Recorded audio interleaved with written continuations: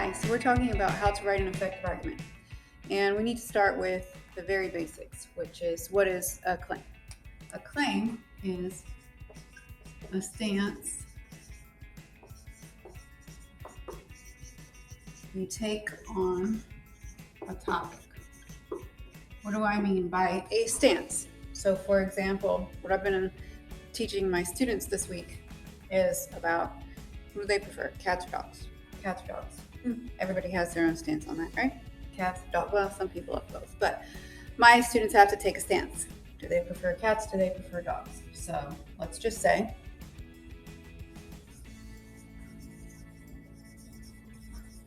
dogs make better pets. I already know some of you are going to disagree with me, so that's fine. I love both, really. But I can make a claim for either side. We're actually going to address that later when we talk about counterclaim. Right now, I want to make my argument, which is going to start with dogs make better pets. So before we can get into what exactly an argument is, we have to understand that it's in academia. We're talking about an argument in academia, which means we're not just talking about bickering over who makes the best chocolate cake or what movie you're going to go see. We're talking about academic argument. So what that entails, first, you need an opinion. So in academia, argument is an opinion, which we're later going to turn into a claim. That looks like a D, but it's not. And that claim is going to be supported by other things. Okay, we're not just going to state our claim and expect that's going to support itself. So this claim is going to be supported by evidence.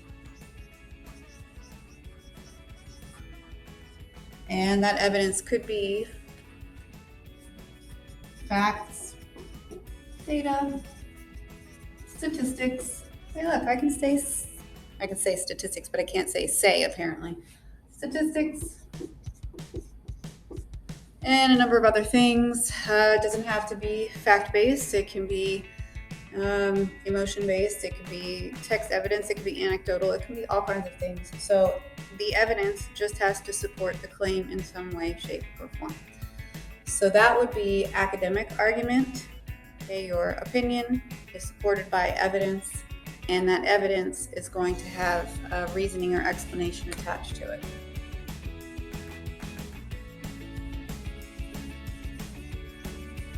Call it reasoning because it's your reasoning. You are reasoning out something, or your explanation, which is explaining why this particular opinion is better than any other opinion. So that's your reasoning. Okay, so now we're talking about evidence. What is evidence? I already wrote this one out because it was long, so I wanted to make sure I didn't waste time writing. What is evidence? So in this case, we're not talking about police went around collecting evidence for a crime. Nothing like that. So in this case, evidence is a statement made in support of the reason and or claim, often from another source, to show agreement. It's going to be showing exactly why, something specific, showing agreement or giving a specific example, to give a specific example of the aforementioned reason. So essentially what I mean is the claim being that dogs are the best pets, and the reason is because they're loyal.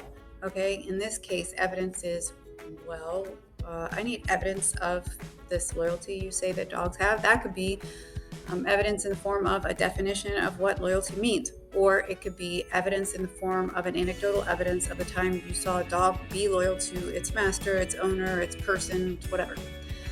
So that would be evidence. Evidence doesn't have to be factual, like I said before. When I mean factual, I mean it could be observation-based, like this loyalty, which could be subjective. So that's not necessarily fact-based, it's anecdotal. But typically, when we talk about academic writing, we're talking about something that's fact-based. Usually data, statistics, numbers, facts, figures. Those are usually the strongest pieces of evidence that we use in academic writing. However, when you're talking about qualitative evidence, that's going to be more anecdotal and sometimes subjective versus something that is straight objective. as long as it is giving an example of the aforementioned reason, unless your reason comes second, we'll get into that later. But as long as it's giving an example of what you're talking about, that will be considered evidence. So now we're looking at what is reason, and I feel like this is pretty self-explanatory, but reason is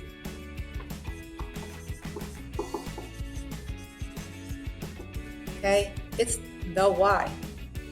Dogs make better pets. Why? Because X, Y, Z. That's why. Okay? That's my reason. X, Y, Z. All right, so it answers the question why. Why is your claim what it is? What makes you say that this opinion of yours is so correct, where my opinion is wrong? Whatever.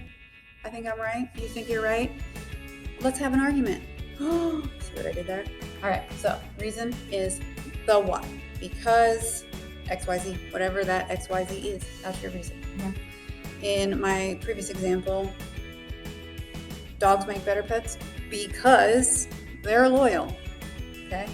The reason would be the dog's loyalty. The evidence that came after that would be showing an example of a dog being loyal, or showing the evidence of the definition of loyalty. Again, because the actual loyalty could be subjective. So you'd want, what do you mean by loyalty? Just give me a definition. That would be evidence. Still, I'm going to want something anecdotal in this case. However, if you're talking about research, the evidence is going to be fact-based. But let's not get into that because this is about research. Okay, and there you have it for the first part of what is an effective argument, or what makes an effective argument. You have your baseline for it, because the rest of it is going to build up your argument, and it's going to make it even more effective. However, if you don't have the first part of that, you're not going to have anything to build up. So on the next video, I'm going to be doing what is reasoning, counterclaim, rebuttal, and conclusion.